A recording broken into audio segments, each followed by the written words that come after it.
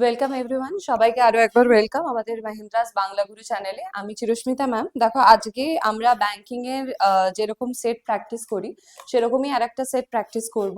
যেরকম তোমরা দেখতে পাচ্ছ যে আজকে আমাদের রিভিশনের ডে 2। তো আরআরবি পিও ক্লার্কের এক্সামিনেশন, যদিও এখনো ক্লার্কের এক্সামিনেশন বাকি আছে, দ্যাট ইজ আপকামিং ডেজে আসতে চলেছে হচ্ছে এই স্যাটারডে সানডে।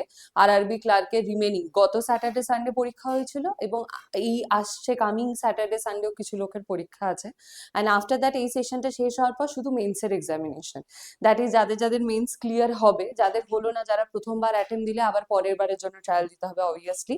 তো চেষ্টা তো চলতেই থাকবে। দেখো, তো এবারে যেরকম মেন্সের পরীক্ষা যেটা আপকামিং আসছে, তোমরা জানো আইবিপিএস পিও মেন্স আসছে, এছাড়া ক্লার্কের মেন্স আসছে। আরআরবি পিও ক্লার্কের তো এখনো মানে রেজাল্টই আসেনি।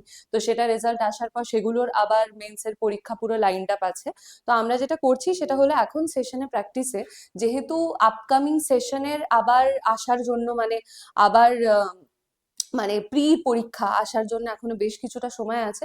তো আমরা আমাদের সেশনে যেটা করছি সেটা হলো কিছু প্রির কোয়েশ্চেনের সঙ্গে কিছু মেন্স ভ্যারাইটির কোয়েশ্চেনও আমরা প্র্যাকটিস করছি ফর দ্য অবভিয়াস রিজনস। কারণ যেহেতু দেখো আলটিমেটলি প্রির পরে আমরা সবাই জানি যে রিজনিং এর ক্ষেত্রেই যদি ধরো কনসিডার করি, তাহলে অনেক টপিকই এরকম আছে যেগুলো শুধুমাত্র main specific. Pre specific topic তো মেন্সে আসবেই, সেগুলো লেভেলটা অনেকটা হাই হয়ে যাবে। কিন্তু মেন স্পেসিফিক কিছু টপিকও হয় যেগুলো শুধুমাত্র রিজনিং এ মেন্সেই আসে। তো আজকে আমরা সেই রকমই মানে মিক্স অ্যান্ড ম্যাচ আমাদের পেপারে বা ডিসকাশন পেপারে রেখেছি, যেখানে অ্যালং উইথ মানে ধরো একটু প্রি লেভেলের কোয়েশ্চেন আমরা কিছু মেন্স লেভেলের কোয়েশ্চেনও কিন্তু আজকে প্র্যাকটিস করব।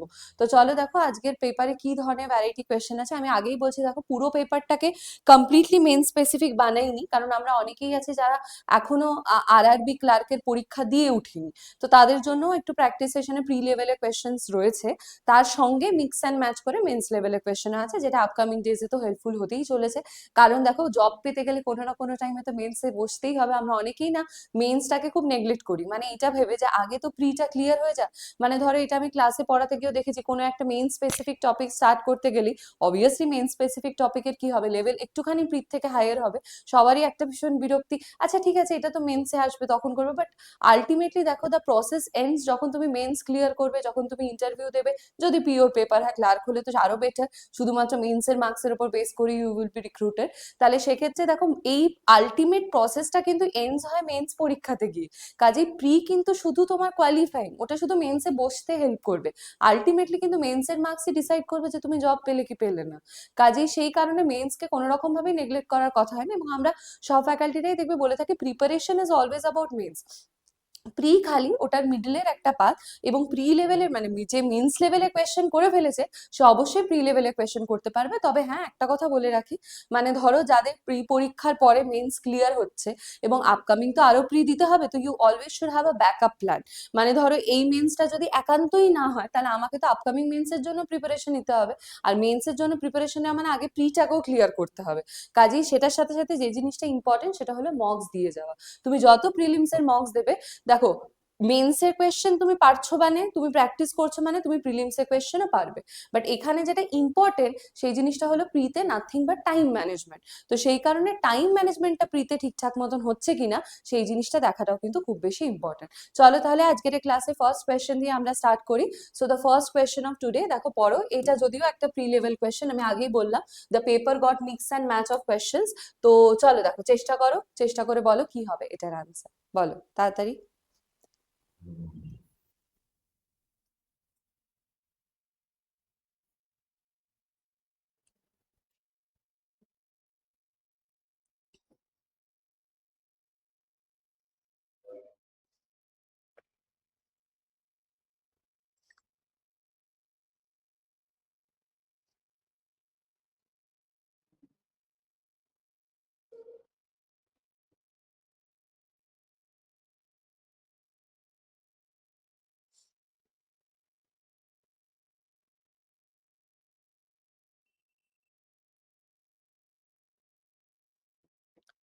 ওকে, তো হোপফুলি তুমি সলিউশন করে ফেলেছো, কারণ আমরা জানি এই ধরনের ইনস্ট্রাকশন বেস কোয়েশ্চেনে যেই জিনিসটা মেজর রোল প্লে করে, that is how fast you are. Obviously সব কোয়েশ্চেনই তাড়াতাড়ি সলভ করাটা খুব দরকার বা প্রয়োজন, বাট এই পার্টিকুলার কোয়েশ্চেনের ক্ষেত্রে আরো বেশি করে প্রয়োজন। অ্যান্ড দ্য রিজন ইজ যে এই ধরনের কোয়েশ্চেনের ক্ষেত্রে time management is the ultimate thing, যে তুমি কত ভালো করে টাইম ম্যানেজমেন্ট করতে পারছো জিনিসটা। তো দেখো নাম্বারটা যেটা দেওয়া আছে বা সেট অফ নাম্বার, সেটা হলো 8412673194। এটা হলো সেট অফ নাম্বার। এবার এর ওপরে কিছু ইনস্ট্রাকশন দেওয়া আছে, বলছে দেখো how many such pairs of digits are there in the number this which have as many digits between them as they have in the number series in both direction। তাহলে এই ধরনের কোয়েশ্চেনকে অ্যাপ্রোচ করতে গেলে কি করতে হয়, আমরা সেম কোয়েশ্চেন ওয়ার্ডের মধ্যেও পাই। তো আমরা কি করি, প্রত্যেক কটা ওয়ার্ড যে লেটার গুলোকে কনসিস্ট করে তাদের ফরওয়ার্ড অ্যালফাবেটিক্যাল সিরিজ আমরা দু সাইডে কাউন্ট করি।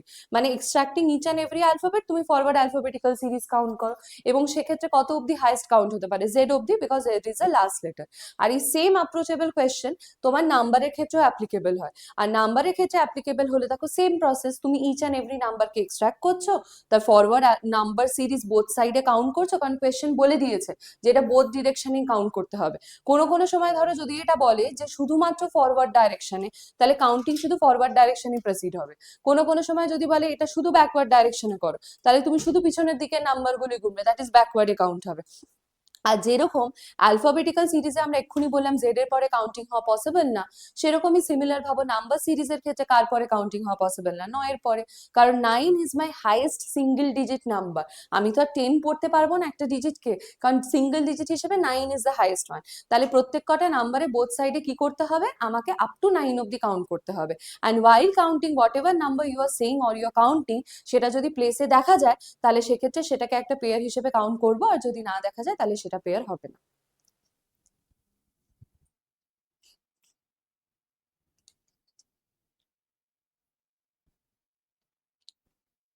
আচ্ছা চলো তাহলে কাউন্ট করে দেখা যাক কিরকম কি পেলাম। তাহলে প্রথমে দেখো 8 থেকে কাউন্ট করা মানেই হয় না, কারণ 8 এর পরেই তো 9 আছে, কোথায় বলো 9 বসে, সেটা তো 4। তাহলে 4 থেকে কাউন্ট করে দেখি, এই সাইডে কাউন্ট করার মানে নেই, এই সাইডে কাউন্ট করছি দেখো 4 5 6 7 8 9, মিস হয়ে গেল 1 2 3 হলো না। 1 2 একদম পাশাপাশি বসে, এটা একটা পেয়ার হবে। 1 2 3 4 5 6 7 8, না মিস হয়ে গেল। 2 3 4 দেখো এটাকে আর একটা পেয়ার হিসেবে কনসিডার করতে পারবো। 2 3 4 5 6 7 8 হলো না। 6 7 8 9 মিস হয়ে গেল। 6 7 আবার একটা পেয়ার হয়ে গেল। 8 এদিকে তো আর এমনিও হবে না দেখো, কারণ 8 এর পর 9 1 এর জায়গায় আসতো, তো সেখানে তো 1 বসে হলো না। 3 থেকে যদি কাউন্ট করি তাহলে 3 4 5 6 7 8 মিস হয়ে গেল।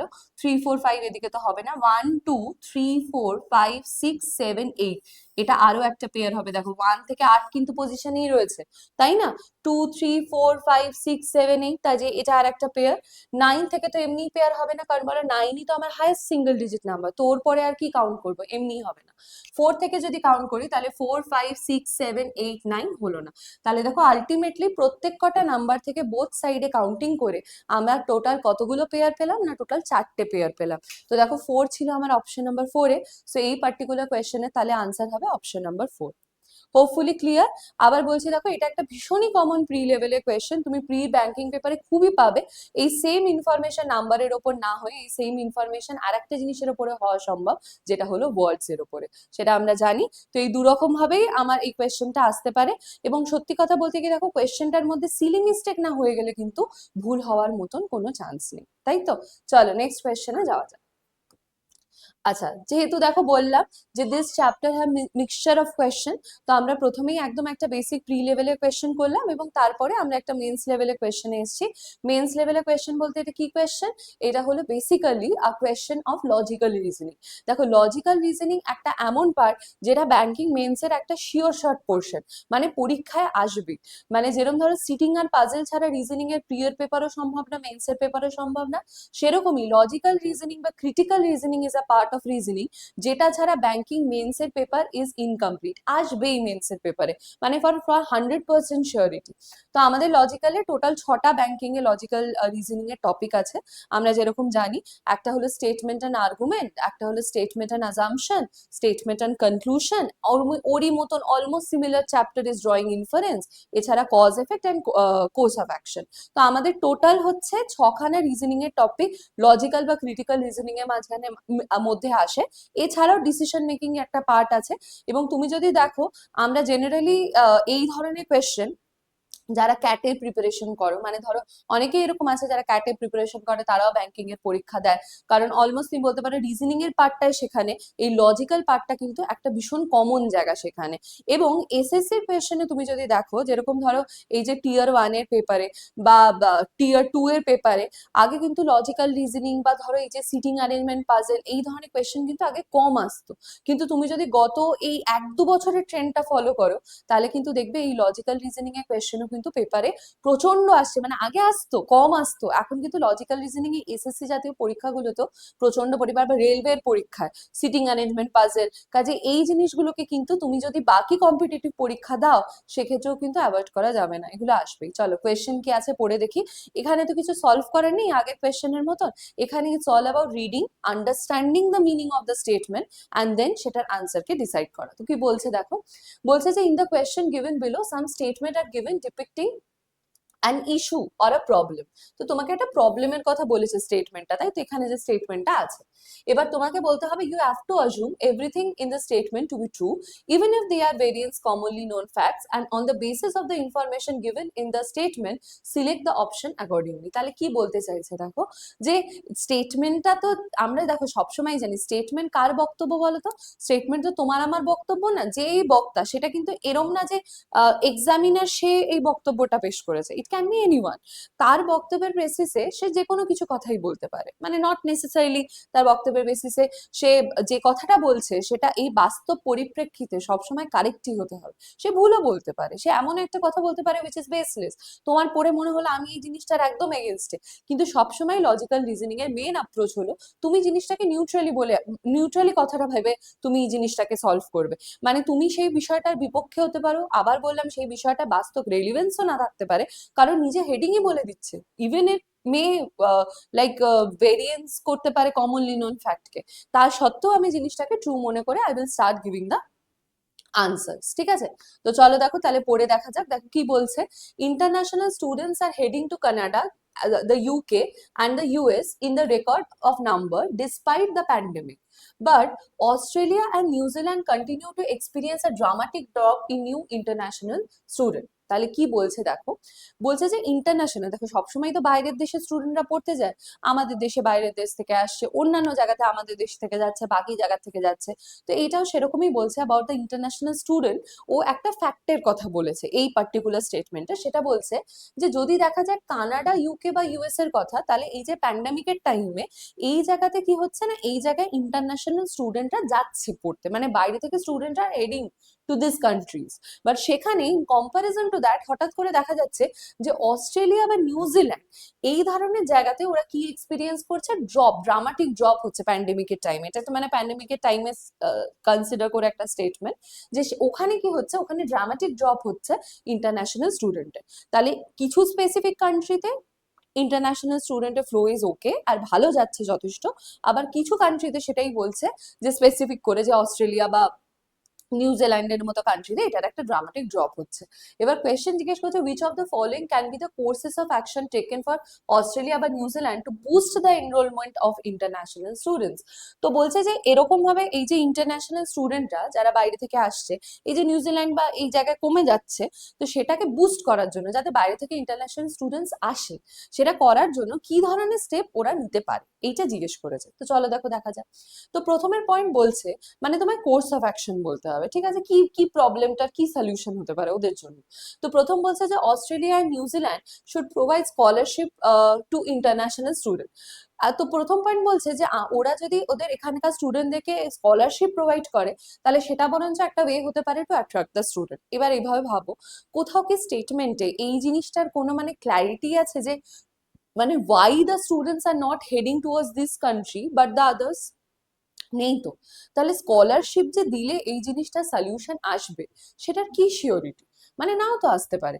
মানে আমার যে প্রবলেমটা, মানে ধরো একটা প্রবলেমের সলিউশন কখন দেওয়া সম্ভব, যখন তুমি প্রবলেমটার কারণ জানো, তবেই তো তুমি বলতে পারবে আচ্ছা এই কারণের জন্য হয়েছে তাহলে আমি এটা করবো। মানে আজকে ধরো সাপোজ আমাদের লোকালিটিতে দেখা যাচ্ছে যে জলের কলেতে ক্লগ হয়েছে, মানে তুমি সকালে উঠে জলের কল খুললে দেখেছো জল পড়ছে না। এবার এই যে জল পড়ছে না, এই না পড়াটার কারণটা কি তোমার বাড়ির কোথাও জলের পাইপে ক্লগ হয়েছে, নাকি যেখানে মিউনিসিপ্যালিটি থেকে ওয়াটার আসছে সেখানে কোনো কারণের জন্য হয়তো জলের কন্টামিনেশন হয়েছে, সেই কারণে ওরা জল আসা বন্ধ রেখেছে, নাকি কোনো কারণের জন্য কোথাও ইন্টারনাল লিকেজ হয়েছে মেন পাইপের মধ্যে, বা কোনো কারণের জন্য হয়তো ইন্টারনাল ব্লকেজও হতে পারে, নট অনলি লিকেজ, সেই কারণে জল আসছে না, এরকমও হতে পারে। তাহলে সমস্যাটা এরকম একটা জায়গায় এসে দাঁড়ালো, সেটা হলো যে আমি তো সমস্যাটার মূলটাই জানি না, যে কি কারণে লোকে যাচ্ছে না। তাহলে হাউ টু ডিসাইড যে ওদেরকে স্কলারশিপ দিলেই যে ওরা ওই কান্ট্রির প্রতি অ্যাট্রাক্টেড হবে? কাজেই দেখো, this is not the correct course of action.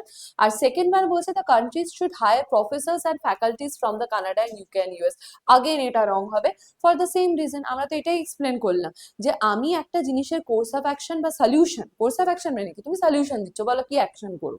তাহলে সেই সলিউশনটা দেওয়া কখন সম্ভব? যখন আমি সেই প্রবলেমটার মূল কারণটা জানি। আমি দেখতে পাচ্ছি একটা জিনিস, but I don't know the reason why it's happening, then how to give a solution. কাজে সেই জিনিসটারই যদি ক্ল্যারিটি না থাকে, তাহলে দেখো এই মোমেন্টে দাঁড়িয়ে কিন্তু এই জিনিসটা করা বলা দুটোর ক্ষেত্রেই সম্ভব না। স্কলারশিপ দিলেই যে লোক আসবে সেটারও সিওরিটি নেই। আবার একই রকম ভাবে দেখো, যদি আমি হায়ার প্রফেসর, হয়তো হতেই পারে ওদের কাছে হায়ার কোয়ালিটি প্রফেসর আছে, তাও ফর সাম রিজন মেবি সেটা হতে পারে অ্যাকোমোডেশন ওখানে ভালো না, maybe the students are not secure there, there are মানে মেনি পসিবিলিটিস। কাজে এখানে যে প্রফেসর হায়ার ভালো করলেই যে এই জিনিসটা সলিউশন হয়ে যাবে, সেটা তো আমি বলতে পারবো না। কাজেই দেখো এটার আনসার হবে neither, that is option number B, neither one not two is a correct course of action here. তাহলে দেখো আবার একই কথা, এখানে তো সলিউশনের কিছু নেই, it's about your common sense, and by applying the common sense your solution, তুমি সলিউশন করছো কোয়েশ্চেনের আনসারে। Okay, hopefully it's clear. চলো নেক্সট কোয়েশ্চেনে যাওয়া যাক। তো নেক্সট কোয়েশ্চেন না, আমি তোমায় 2 মিনিট দিচ্ছি, তুমি একবার নিজে পড়ে দেখো এবং তারপরে আমরা এই সেম জিনিসকে আবার সলিউশন করবো।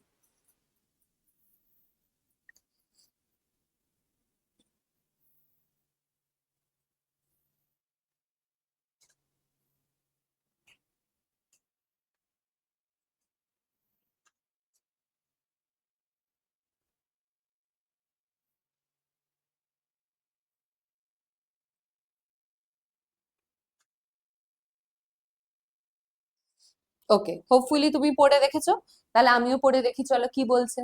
বলছে যে in the question below a situation is giving among the given option select the possible reason or a combination of possible reason, কারণ একের অধিকও হয়তো কারেক্ট আনসার হতে পারে, situation of the question.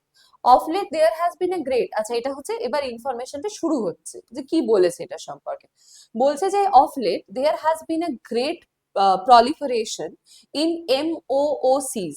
MOOCs মানে কি তাকে বলেও দিয়েছে ফুল ফর্মটা, তোমরা হয়তো জানো, that is massive open online courses, মানে প্রচুর পরিমাণে, যেটা এই এক্ষুনি আমরা একটা কোভিড রিলেটেড টাইমের সিচুয়েশনের কথাই পড়ছিলাম, ইন্টারন্যাশনাল স্টুডেন্ট আসা বন্ধ হয়ে গেছে, সেরকমই দেখো সিমিলার এখানেও। বলছে MOOCs জন্য কি হয়েছে না, ইউনিভার্সিটি সাবজেক্ট, MOOCs মানে কি, এই যে অনলাইন কোর্সেস, একটা ম্যাসিভ যে অনলাইন কোর্সেস প্রোভাইড করে, এটার জন্য কি হয়েছে, which made the university subject available free of charge to anyone on the internet। এবার MOOCs are generally provided by universities but can also include non-university partners also।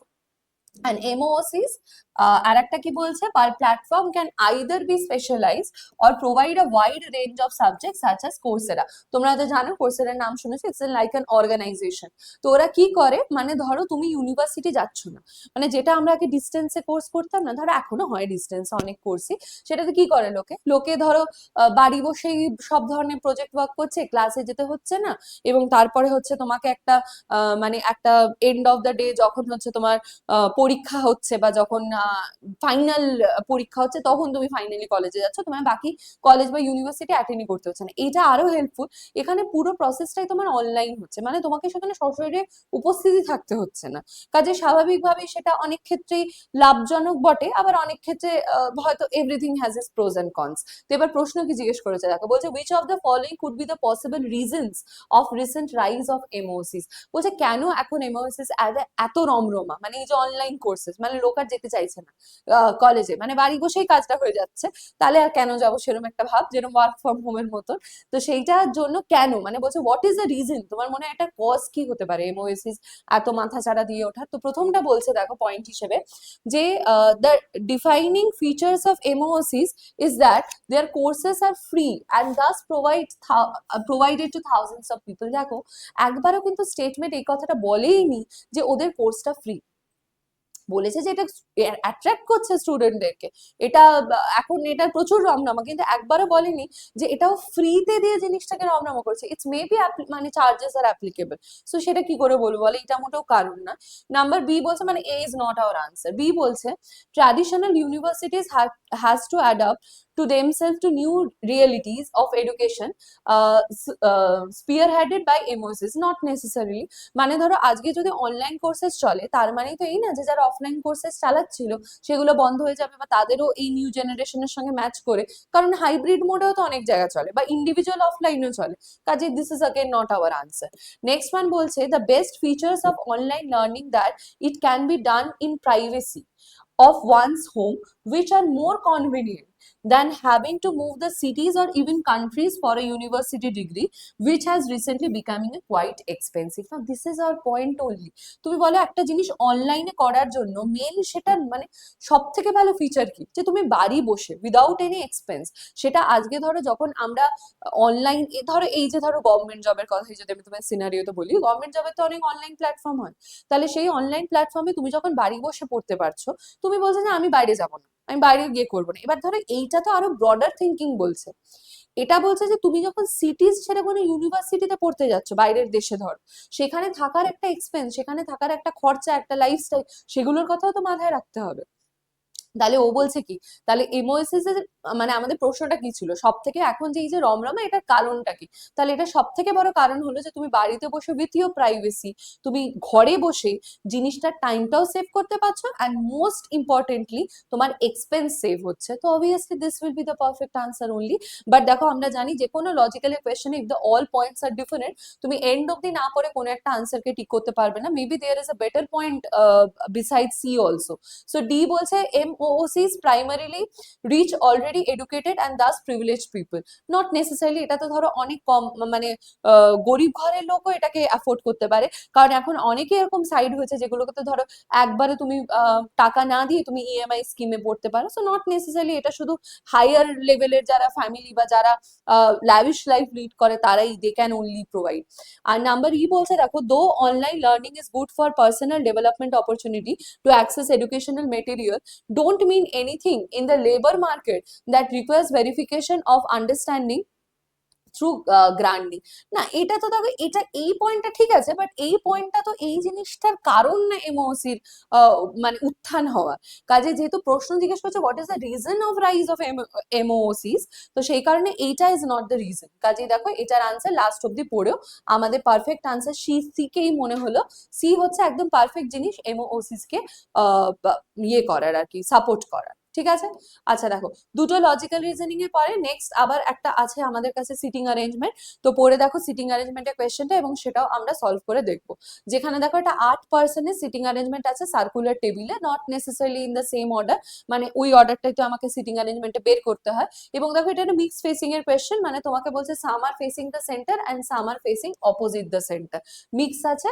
এবং তারপরে বলে দিয়েছে ওই যেটা মিনিং হয়, এটা যেরকম আমরা জানি যে person facing the same direction means যে হয় দুজনেই সেন্টারে দেখছে, না দুজনেই আউটফার্টে দেখছে, আর অপোজিট মানে একজন সেন্টারে দেখছে একজন অপোজিটে দেখছে। এই হলো আমাদের পুরো গল্প, এখান থেকে ইনফরমেশন স্টার্ট হচ্ছে।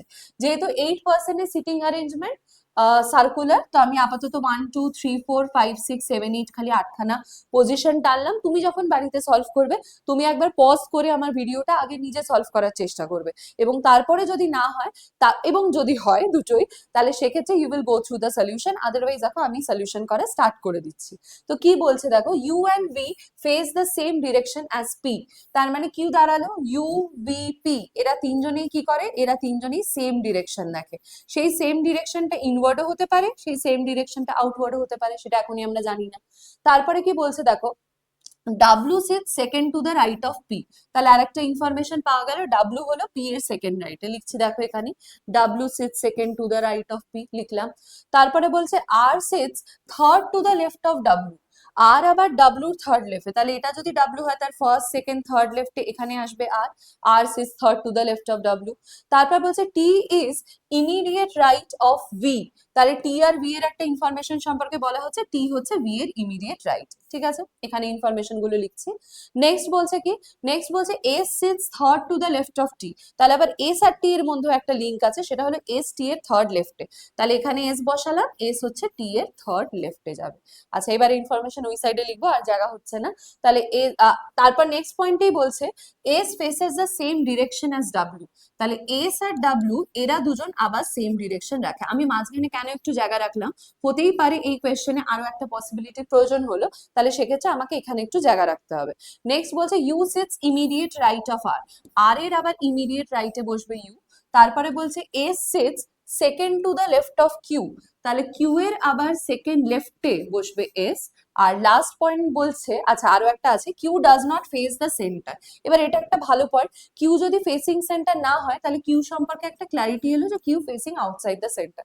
কারণ মিক্স ফেসিং এ আমরা অলওয়েজ এমন পয়েন্টকে টার্গেট করি যেখানে ফেসিং ইজ ক্লিয়ার। তাহলে Q is not face, does not face the center মানে কিউ হচ্ছে ফেসিং আউটসাইড। আর তারপর বলছে P and U are immediate neighbours of S. তাহলে হচ্ছে পি আর ইউ এরা দুজনেই হচ্ছে এস এর ইমিডিয়েট নেবার। তাহলে এটা এসটাকে আমরা মাঝখানে লিখি চলো। P and U are immediate neighbours of X. চলো শুরু করা যাক। ধরো আমি যদি কিউ দিয়েই শুরু করি, তাহলে কিউ এর সাথে আমি এস লিঙ্ক করতে পারবো।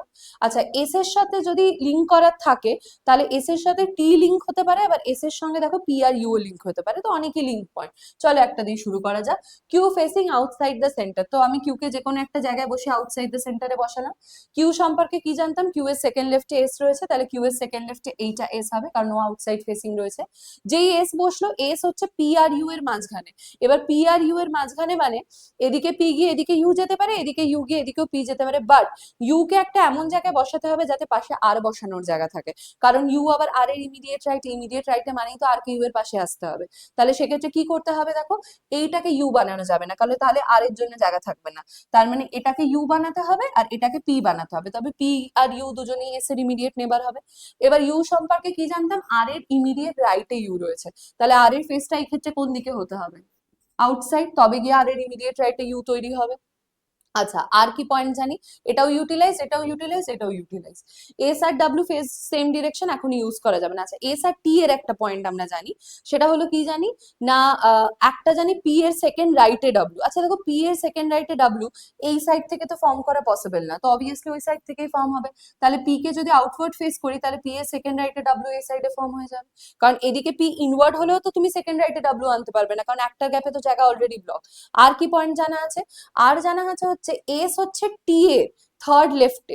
আচ্ছা বলো, এখানে থার্ড লেফটের জন্য টি কে এখানে বসাতে হতো, যে জায়গাটা ব্লক হয়ে গেল, তাহলে স্বাভাবিকভাবেই থার্ড লেফটের জন্য টি কোথায় বসবে, এখানে বসবে। টি এ ফেসিং থার্ড লেফটের জন্য কোথায় হতে হবে, ইনওয়ার্ডে হতে হবে, তবেই গিয়ে হচ্ছে টি এর থার্ড লেফটে এস হতে পারবে, এটাও ইউটিলাইজ হয়ে গেল। আর কি পয়েন্ট বাকি, ভি টির জন্য একটা পয়েন্ট বাকি, যে ভি এর ইমিডিয়েট রাইটে টি রয়েছে, তাহলে ভি যদি এটা হয় তবে ভি আউটওয়ার্ড হলে তবে ভি এর ইমিডিয়েট রাইটে টি হবে, এটাও বসে যাচ্ছে। সবই লিঙ্ক পয়েন্ট দেখো পরপর। আর কি জানি, আর পি ডাব্লিউ বসে গেছে, এটাও তো আমরা ইউজ করে ফেলেছি, পি এর সেকেন্ড রাইটে ডাব্লিউ। আর একটা জানি হচ্ছে ডাব্লিউর থার্ড লেফটে আর, তাহলে ডাব্লিউর ফেসিংটা কোন দিকে হলে ডাব্লিউর থার্ড লেফটে আর হবে না, ইনওয়ার্ড হলে। ডাব্লিউ ইনওয়ার্ড হলে তবে গিয়ে ফার্স্ট সেকেন্ড থার্ড লেফটে আর হবে। এস আর ইউ এর ফেসিং বাকি, আর আমরা কি জানতাম, ইউভিপি তিনজনই সেম দিকে দেখে। আচ্ছা, এস আর ডাব্লু সেম ডাইরেকশন দেখে, এই যে দেখো এস আর ডাব্লু সেম ডাইরেকশন দেখে, ডাব্লু কোথায় দেখছে ইনওয়ার্ড, তাহলে এসও কোথায় দেখবে ইনওয়ার্ড। আর ইউ ভিপি তিনজনেই যদি সেম ডাইরেকশন দেখে, ভিও বাইরে দেখছে পিও বাইরে দেখছে, তাহলে ইউও বাইরে দেখবে, and this is our solution. দেখো কোয়েশ্চেনে কোনো পসিবিলিটি প্রয়োজনই হলো না, একটাই পসিবিলিটিতে পুরো কোয়েশ্চেন আমার সলভ হয়ে গেল। এটা আবার একদমই টিপিক্যাল প্রি লেভেল কোয়েশ্চেন ছিল। তো এটা রিগার্ডিং দেখো কি কি কোয়েশ্চেন্স রয়েছে আমাদের কাছে, all 4 sets of question we have. তো প্রথম কোয়েশ্চেন বলছে হু ইজ অ্যান ইমিডিয়েট নেবার অফ ডাব্লু, ডাব্লুর ইমিডিয়েট নেবার কে? তো দেখো ডাব্লুর ইমিডিয়েট নেবার হলো কারা, দুজন, কিউ আর ভি।